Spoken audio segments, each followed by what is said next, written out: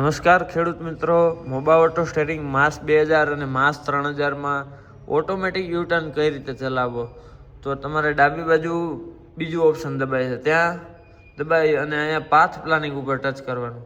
હવે આમાં ઓટોમેટિક યુટર્નમાં ચારેય સાઈડે પોઈન્ટ આપવાના રહેશે, એટલે ઉપરના સાઈડે એ પોઈન્ટ ટ્રેક્ટર આગળ અકાવી અને ખેતરના નીચેના સાઈડે જવાનું છે, ત્યાં બી પોઈન્ટ આપવાનો રહેશે. ખેતરના બીજા સાઈડે બી પોઈન્ટ આપવાનો છે. હવે તમારે જવાનું છે ખેતરના ત્રીજા સાઈડે, ત્યાં તમારે સી પોઈન્ટ આપવાનો રહેશે.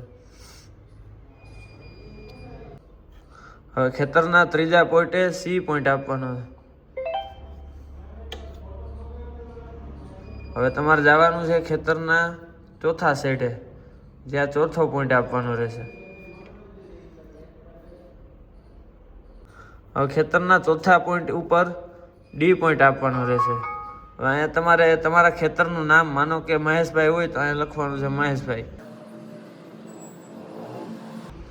ખાતરી કરો. હવે તમારી સામે આવું કોષ્ટક ખુલે ત્યારે હરોળનો નંબર કાઢી રહ્યા છે, એમાં તમારે કેટલા હરાયા મૂકી અને ટ્રેક્ટર હકાવવું છે.